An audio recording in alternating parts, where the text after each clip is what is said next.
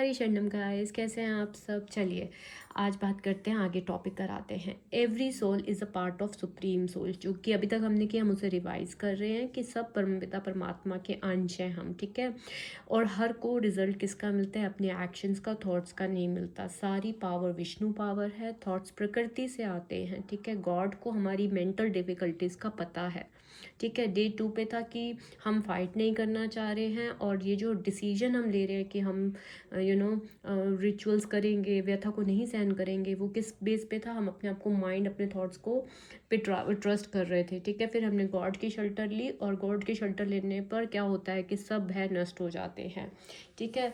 Day 3 पे हमें हरि ने आज्ञा दी कि जो थॉट्स हैं उसको किस तरह से सहन करो, उनको अविचल भाव से सहन करना सीखो। थॉट्स को किस तरह से सहन करो? अविचल भाव से सहन करना सीखना है, जैसे ऋतुएं होती हैं, ठीक है। आगे अब हम पढ़ते हैं, ठीक है। देखिए, मनुष्य को अपना कर्तव्य निभाना होता है, इस प्रकार युद्ध करना क्षत्रिय का धर्म है। उसे अपने किसी मित्र परिजन के से भी युद्ध करना पड़े। अभी देखिए, अभी जब हमें थॉट्स आते हैं, वो किसको लेके आते हैं? अपनी फैमिली को लेके, अपने गॉड को लेके, इन सबको लेके आते हैं। तो अगर हमें इन परिजन, इनसे भी युद्ध करना पड़े, मतलब थॉट्स को करते हुए, एक तरह से हमें लगता है ना कि जैसे हम अपनों के लिए प्रोटेक्शन लूज़ कर रहे हैं। नहीं, अगर वो भी करना पड़े तो हमें अपने धर्म से विचलित नहीं होना चाहिए। हमें अपना धर्म फॉलो करना चाहिए, अपनी ड्यूटीज़ फॉलो करनी चाहिए। भोग लगाना है तो भोग लगाना है, घर का काम करना है तो घर का काम करना है, एक बारी में ही, ठीक है। मनुष्य को ज्ञान प्राप्त करने के लिए धर्म के विधि विधान का पालन करने होते हैं। देखिए, ज्ञान प्राप्त करने के लिए, जैसे अभी हम भगवत ज्ञान ले रहे हैं, लेकिन आपको विधि विधान भी पालन करना होगा, एक डिसिप्लिन रूटीन भी बनाना होगा। जैसे कि मैंने आपको एक हैबिट ट्रैकर शेयर की है, आपको मेंटेन करना पड़ेगा खुद के लिए भी। ऐसा नहीं है कि इधर आप सुनते रहोगे, उधर आप रिचुअल्स कर रहे हो, तो वो काम नहीं चलेगा। तो विधि विधान, आप थोड़े से अपनी ड्यूटीज़, रिस्पॉन्सिबिलिटीज़, अपना एक शेड्यूल बनाइए, क्योंकि ज्ञान तथा भक्ति से ही मनुष्य अपने आप को माया के बंधन से छुड़ा सकता है, ठीक है। ज्ञान से ही केवल और केवल ओसीडी से बाहर आया जा सकता है, ठीक है।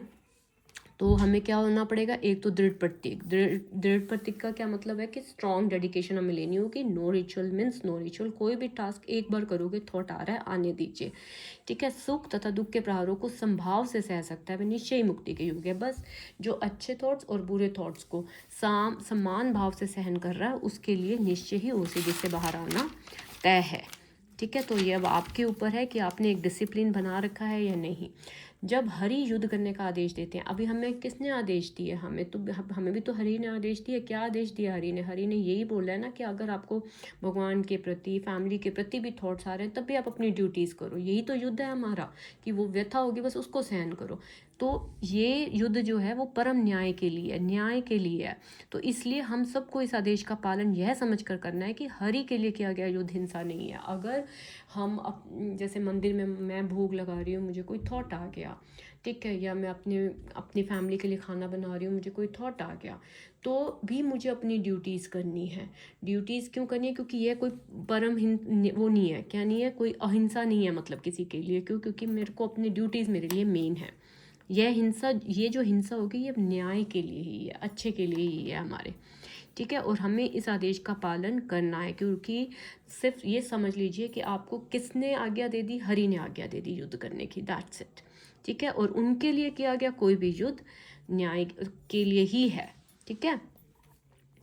आगे हम करते हैं न्याय के हेतु तथा कथित हिंसा की अनुमति। अब ये कह रहे हैं ना, न्याय के हेतु, न्याय के हेतु। अभी जैसे हम अपने साथ क्या कर रहे हैं? न्याय कर रहे हैं, रिचुअल्स पे रिचुअल्स कर रहे हैं, अपनी ड्यूटीज़ पूरी नहीं कर रहे, तो वी आर डूइंग अन्याय विद आवर सेल्फ, ठीक है। तो अगर न्याय के लिए हिंसा की अनुमति, थोड़ी देर की व्यथा है ये हिंसा जो है, हमें जो व्यथा होगी, हिंसा है ना हमारे साथ, वो थोड़ी देर की है, दैट्स इट, उसको बियर कर लीजिए, ठीक है। न्याय के हेतु तथा कथित हिंसा की अनुमति है, इसीलिए इसकी अनुमति दी जा रही है कि आप युद्ध करिए और व्यथा को सहन कीजिए। इसमें कोई पाप फल की संभावना नहीं है। देखिए कितना क्लियरली लिखा हुआ है, इसमें कोई पाप फल की संभावना नहीं है, ठीक है गाइस। तो आज से आप अपना युद्ध करेंगे, ओके।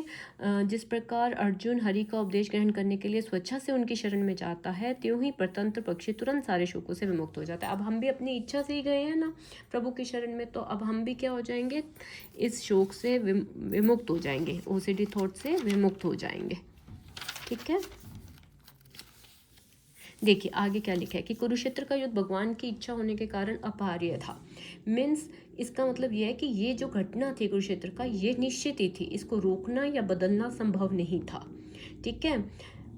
और सत्य के लिए युद्ध करना क्षत्रिय का धर्म है। मीन्स अपने धर्म और कर्तव्य के लिए काम करना आवश्यक है, चाहे मुश्किल लगे या डर लगे। युद्ध तो होना ही था, क्योंकि ये क्या था, तय था, भगवान की इच्छा थी। सत्य के लिए युद्ध करना क्षत्रिय का धर्म, मतलब कि वो ज़रूरी था। अब देखिए, अब इसको हम ओसीडी थॉट से कैसे करते हैं। जो इंट्रूसिव थॉट्स हैं वो अनअवॉइडेबल है, जैसे कि वहाँ पे वॉर अनअवॉइडेबल था, वॉर होना ही था। अब ये थॉट्स, अगर एक ओसीडी का प्रॉब्लम है तो ये अनअवॉइडेबल है, ये आएंगे ही आएंगे। ठीक है। जस्ट लाइक वार को नहीं कोई रोक सकता था, इन थॉट्स को कोई नहीं रोक सकता, ये नेचुरली अराइज होते हैं। क्या आप उनको स्टॉप कर सकते हैं? नहीं। So that's okay. फिर अब आपकी ड्यूटी क्या है, जैसे यहाँ लिखा हुआ है कि सत्य के लिए युद्ध करना क्षत्रिय का धर्म था। आपका धर्म क्या है, आपकी ड्यूटी क्या है? आपकी ड्यूटी है कि आप माइंडफुली एक्ट करें, कंपल्सिव रिएक्ट ना करें।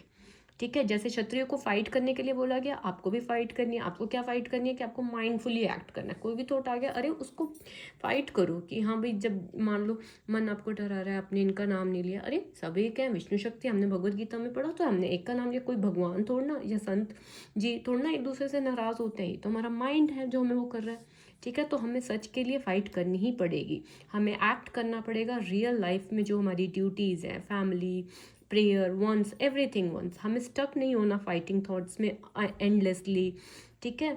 सो जैसे यहाँ पे युद्ध करना नेसेसरी था, वहीं पे हमारे लिए युद्ध करना नेसेसरी है, क्योंकि देखिए थॉट्स आएंगी आएंगी, जैसे वार निश्चित था, थॉट्स का आना भी निश्चित है। आपका रियल एक्शन या ड्यूटी है वो मैटर करता है।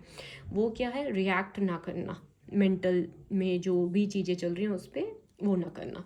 यह विचार भगवान की इच्छा से आता है, मैं अपने धर्म या काम में स्थिर रहूँगी। ठीक है।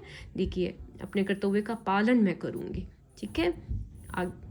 आई होप आपको ये क्लियर होगा कि क्या है। तो अब आज आपकी जो टू डू लिस्ट है, टू डू लिस्ट में यही है कि हरि का आदेश मानते हुए आप अपने साथ क्या करेंगे, ओसीडी थॉट्स आएंगे तो उस रिचुअल को सहन करोगे। जो वो हिंसा आप अपने साथ करोगे थोड़ी देर की, क्योंकि आपको पीड़ा होएगी, व्यथा होएगी, वो न्याय के लिए ही है। ठीक है। वो आपके अच्छे के लिए ही है, और हरि के लिए किया गया कोई भी युद्ध व्यर्थ नहीं जाता।